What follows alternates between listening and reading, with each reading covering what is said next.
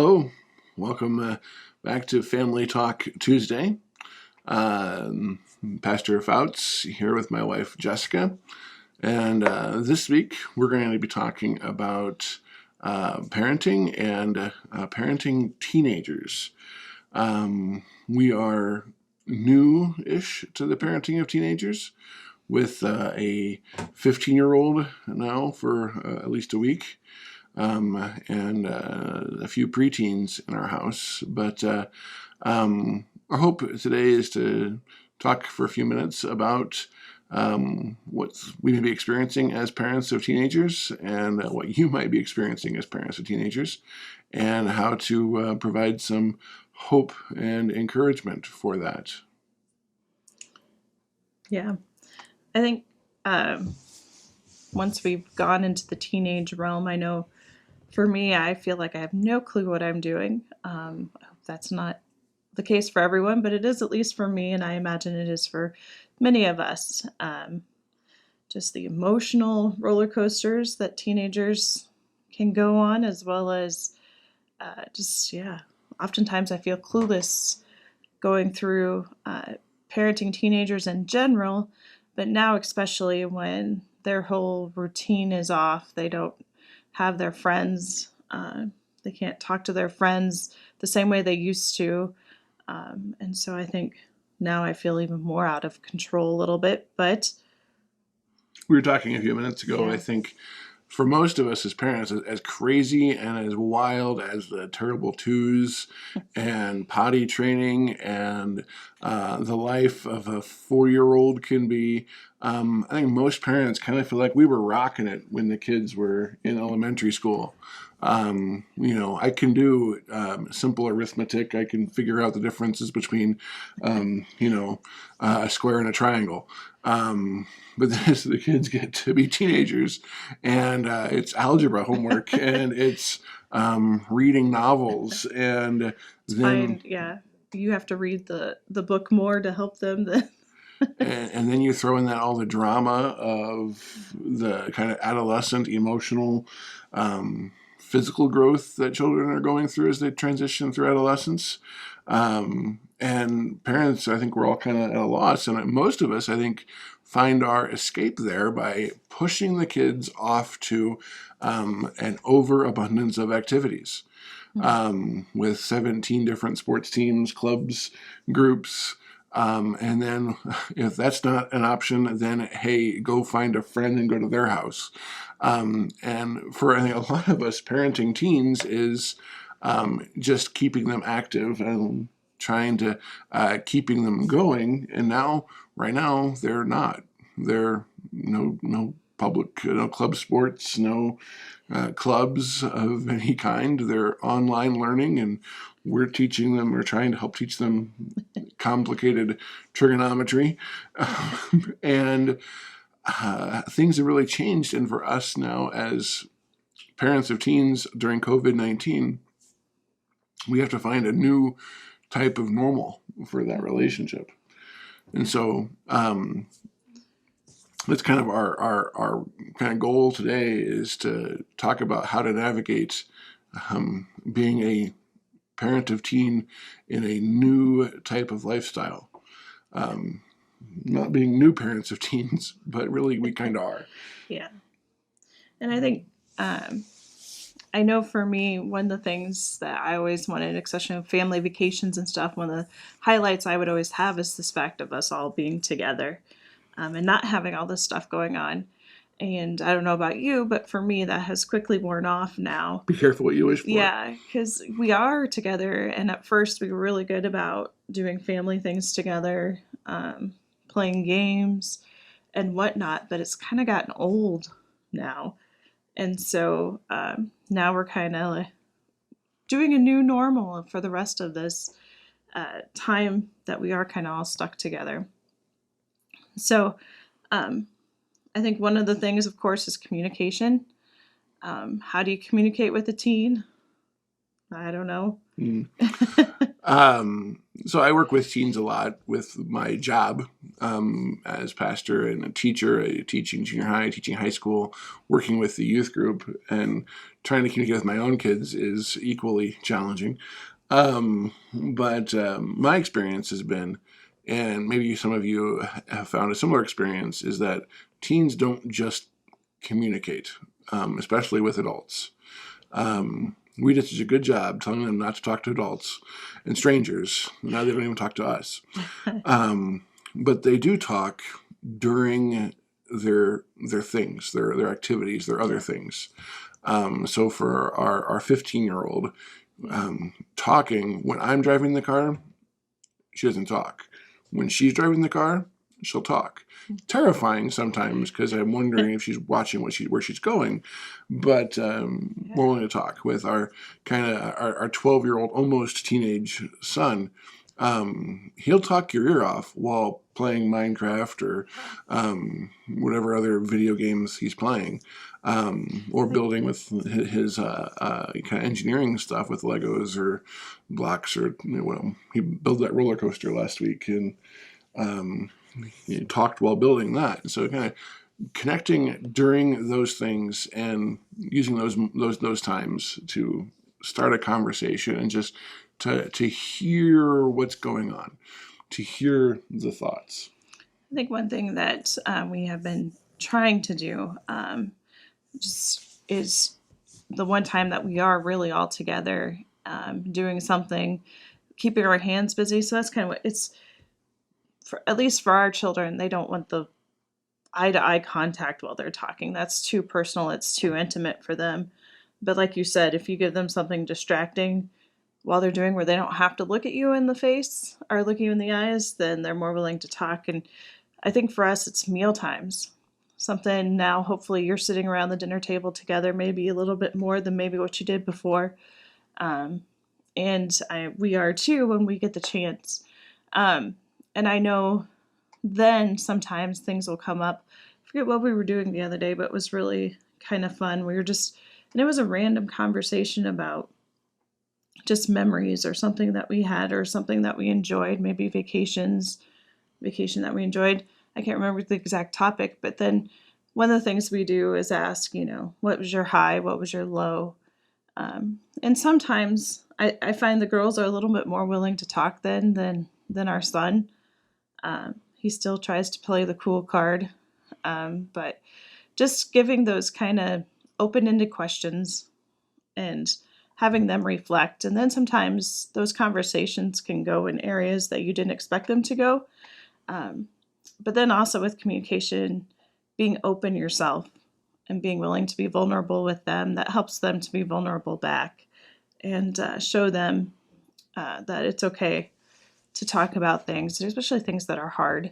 And you might not get response but for them. But one thing I have learned is they're listening, whether you know it or not, and they might act like they aren't hearing you or don't care. I do think they do have some selective hearing when it comes to chores and stuff, but they are listening to you and they are hearing you.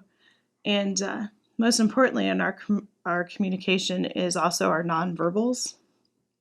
So the things that we say and how we respond to them, and if we look like we don't care what they're saying to us, well, that's they're going to think we don't care. And so it is important for us to be attentive, even when we're not going to get the reciprocal. They're probably going to act like they don't care what you're saying, but they do care. And it's important for us to model what it looks like to be attentively listening to them as well.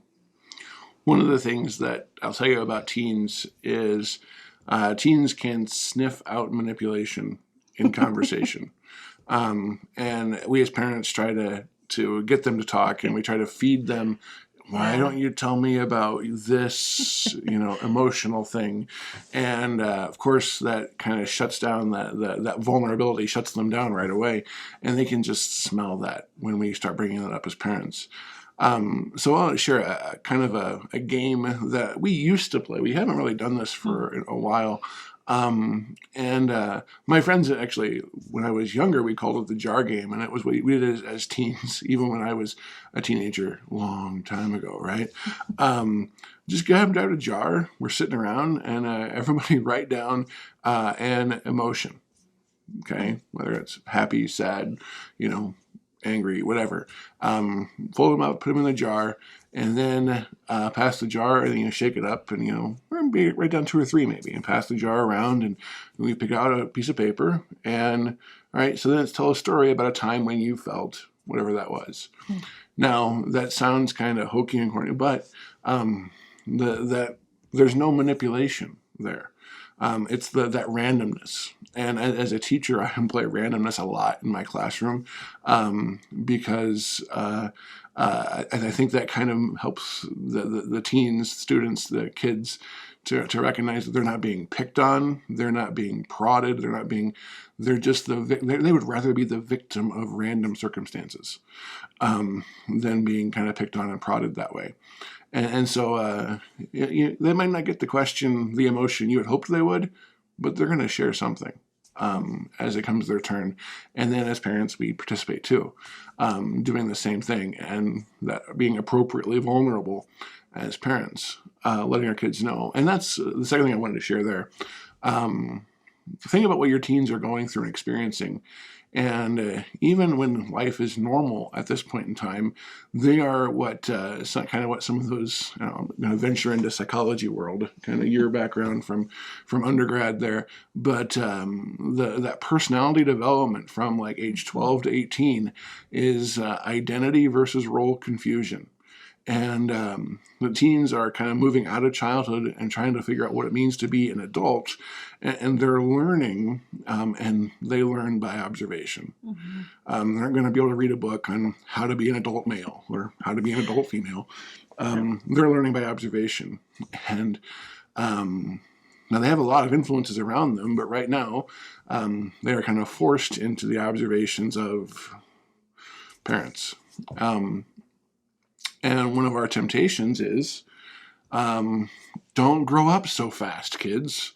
And we kind of repress that growth into adulthood and growth into what does it mean to be a adult male or adult female.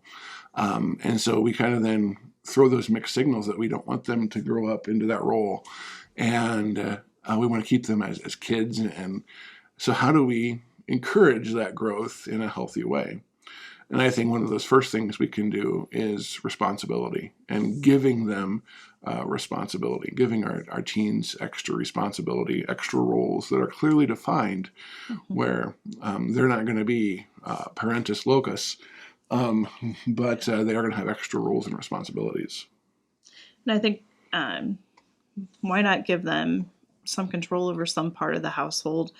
I know we are both working. I know some of you out there might still be working throughout all this, and so maybe you're not home as much, and I know that's true for us. And so give them some control over the household. Maybe give them a meal to make. Give them some kind of control over something that is more adulting than what you would with your little kid. But then I think that's also important that we don't nitpick how they do it.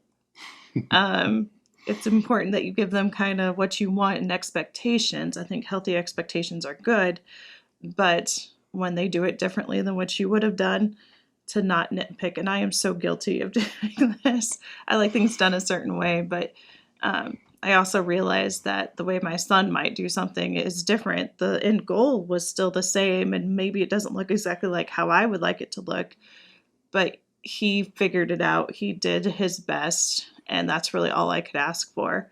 And then praising them for that. I think that's important, is that we praise them when they make those steps at adulting in a way, and make sure that they know that they are still loved, and even when they fail too, because we all fail. And as teenagers, it's hard to fail, and it's easy to become in that mode where you just think you can't do it. It's almost like it's on hyperdrive. I think that fear of failure is a little bit on hyperdrive in teens, and because they are in this weird stage of where they're trying to feel out what it's mm-hmm. like to be an adult. And break away from that kid stage. So our language to them is very important. How we react to what they try to do is very important. So Yeah, the kitchen may never be the same after turning teens loose on cooking. Um, and the food might not taste as good, no, yeah, but not being overly critical of those things, because while they're growing into that young adult phase, there's a lot of learning by trial and error. I mean, we learned that way by trial and error a lot of things, and the challenge is to we want to keep our kids from making those really big error mistakes where there are lives threatened, but little things like a flop of a chocolate pie might not be such a terrible lesson to let the kid learn on their own. yeah, The next kind of thing, well, we do have a significant role as parents in helping our teens to grow into their learning what their adult roles are going to be. We also have to recognize that we have given over some of the influence on the growth of our teens. And right now, that major influencer, there are influencers that we want in their lives all the time, and influencers that we don't want in their lives all the time. But friends are a major influencer.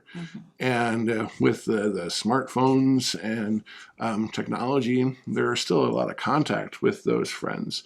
But it's very impersonal. yeah, And the teens have had that impersonal contact on their phones for years now, because they always had that moment, at least when they had the personal. yeah. And now they've completely been forced to remove the personal. It's funny because I know we've seen different memes before all of this happened, and sometimes to us we couldn't understand exactly how two teenagers could sit on the same couch and actually be texting each other and not talking in person. But I think this is showing us how they were still in the same proximity. For them, that was what they needed. But now here they are, all they have is that text from a distance. They don't have that even personal chance to be right next to each other, and yet, communicating through their text. I know it's frustrating as a parent. We don't understand why they can't just talk to each other, but they at least had that close proximity to each other, and they needed that. And now they're in a stage where that's not happening. They are forced to really just have that remote contact, and that is hard. It's hard for us as adults. Can you imagine what it's like for them with, like you said, friends are one of their major influencers right now. And as much as parents, we wish we were the main influencer in their lives, and we are still a bedrock and a foundation, and they need us for that structure, but they need those friends. So And we're feeling as adults, we're feeling that social distance, isolation, but for husbands and wives, I mean, we still live with our best friend, I hope. But our teens are not, thankfully, and there's really a sense of loss there, and you could think of if you were forced to spend a month or 2 months away from your spouse. Stop cheering. No. The kind of emotional pain that would take if you're used to seeing each other every day, being in each other's presence every day. While you still might be able to send those messages to each other, you're not able to, walk by each other to it's strange to say it, but yeah, I see it all the time. Teens hug, high five, slap on the back, the physical contact, and they're just not getting that. And so there is that feeling of loss and separation, and it's a real painful emotion that we're not wired to deal with as 40-year-olds. 14-year-olds aren't any more wired to deal with that. It's even more difficult, I think, the younger you are. So too.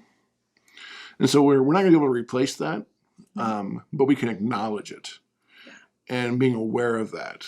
I know our teens have had opportunity where maybe with some responsible social distancing, maybe not as responsible sometimes, to interact with people, with others as well. But some of their other comments they have are those opportunities where they have the unsupervised, quote unquote, Yes. Zoom interaction or digital, where they're not just a text message, but they're chatting face to face via electronic means without an adult supervising, which sounds terrifying and scary. But it's what they would have been done if they were at school. I Mhm. mean, it's not like adults are with them all the time, and so What? so of course they need that too, just like we need that chance to talk, just the two of us, if we're best friends, or maybe you have a good friend. Um, you need that time alone just to talk to each other without listening ears. Well, our kids are no different. Our teens and tweens are no different. They need that alone time. I think that's been the highlight of several of our kids is when they get that personal Zoom chance with a group of friends or just one friend. And it's funny how long they talk. Like, I think I heard one of our daughters yesterday said she was so excited she talked to her friend for an hour and a half on Zoom, and it made her world yesterday. And as a parent, I'm so excited to hear that they thought to set that up. First of all, good for them. But then that they were doing it. And I know for our oldest, we've heard that she has talked to some of her good friends as well, over Zoom. And so I know that's not the same as that physical closeness, but it's something. Mm-hmm. It is something. So, if you can provide that opportunity or encourage your teen or tween to set that up with someone that they are close to, through their classmates or whatever, give them that opportunity to have that one-on-one conversation with a friend and get out of the room and don't feel like you have to hover, but get out of the room and let them talk. To be honest, they can't probably do too much on Zoom that would be questionable, but maybe not. I don't know. Oh, where there's a will, there's a way. But hopefully not. And hopefully it gives them that someone to talk to besides you and their siblings. So. Mm-hmm. Kind of the last topic I wanted to bring up for this week, it goes to, of course, important for us as parents and us as church, but just faith development. And teens and faith development is a challenging topic in general, because even most of us as adults, we're not the best at sharing kind of our faith growth journey, our faith struggles. And a lot of times, we've kind of turned that over to the church and the youth group and things. And I mean, yeah, we're doing our best as church to connect with youth, but still parents, that's our primary responsibility as parents, is to train up the child in the way they should go. And what's challenging there is, I can tell you for us at St. John, in leadership for faith development for our youth, our big goal is to kind of get our kids to move beyond I'm a Christian because my parents are Christian, to making that individual recognition, understanding of the individualized faith. And now we're kind of pushed kids back into home a little more and back under parental influence where they belong. And with parents, it's our job to be doing that. But how do we, we're good at teaching, kids Noah's Ark and, the Bible stories of our youth, of our childhood, how to have a mature faith developing conversation with a teenager. And that we have to be willing to let them be heretics, first of all, for a little bit. Big challenge as a teacher and pastor, but to hear them process, and because of all the influences that are forming their faith development and faith opinions, letting them express some opinion in those kind of very open-ended questions without that kind of prodding, because they'll sense that again. And so encouraging them to make up their own mind on faith questions, and then asking, what influences that question? What influenced your answer? What led you to that conclusion? Some of the more heartbreaking moments in our house in worship over the last month have been after a service is over and we turn off the TV and all right, what'd you hear in the sermon today? And I mean, it's terrifying, even when I wrote the sermon, but Probably less terrifying if I hadn't been that pastor. But and then here, like first remember we asked, and our teens came up with things we didn't hear. That wasn't in the sermon. They made that up. They weren't paying attention. They just said something Jesus-y.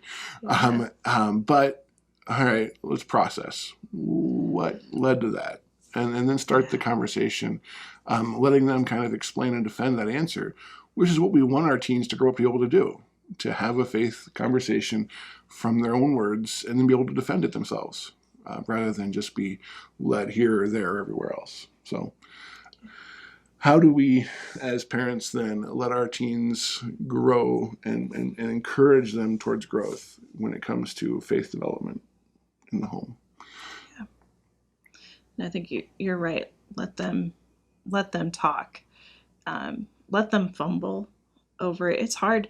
Like you said, we have a hard time talking about it ourselves, but let them also fumble and see how difficult it can be, because it's such an intimate, such a vulnerability of all of us. There's nothing that quite touches our hearts like our faith. And I think when we allow them to be vulnerable, and eventually it gets more comfortable. And isn't that wonderful? When it gets more comfortable, then maybe they're a little more willing to talk to their friends about it, because it's more comfortable for them just to even talk about it with their family. And hopefully then it spreads out and it grows with them talking to their friends and whatnot. So let them be vulnerable. Mm-hmm. And yeah, I think that's a good point. So yeah. Now for us as parents, one thing for you as parents, you're not alone in parenting your teens. You are alone at home right now parenting your teens, yes. But there is the amazing community of fellow believers and fellow parents that surround us. And we have a resource and abilities to connect with each other. yeah. So we hope today, we've had some encouragement for you as parents, some kind of just tips and advice, and with you thinking about parenting of teens and how that's going for you right now. And parents, sometimes just go in your room, close the door, and laugh at what they come up with. Yeah. Try not to laugh. Yeah. Try to leave the room, close the door so they don't see you laughing at them. But sometimes they're really funny. They are hilarious. And so anyway, we hope you've had some encouragement today. And if you have any other kind of wisdom or things that have really been useful for you in parenting teens right now, we encourage you to share that in our comments here on this video. Encourage you to share this video with other parents of teens. We've had about half an hour here, I think, just to get conversations started and sharing some kind of tips or tricks or things that have worked well for you, some advice you may have for others. If you have questions, maybe we can address those in future videos too. But just encourage you to keep the conversation going with other parents, knowing that you're not alone. You've got a church family, and you have friends and family around you who are there to support you throughout this kind of time and always, and even after COVID is long in the history books, and it will be in the history books. Eventually. But that will be hopefully lead to healthier relationship between parents and teens, even beyond this. So that's a kind of our hope. Yeah. Building this foundation, this bedrock now, and then, seeing how it plays out after this, I think it's exciting. In a way, it's exciting to see what's going to come out of this time, all this family time together into our future lives. So, stick in there. You're doing an awesome job, an amazing job. And you are not alone. So just like your teen isn't alone, either are you. So thank you for tuning in today. We're praying for you guys. God's blessings to y'all. Yeah. Thanks for coming or joining us. Yeah.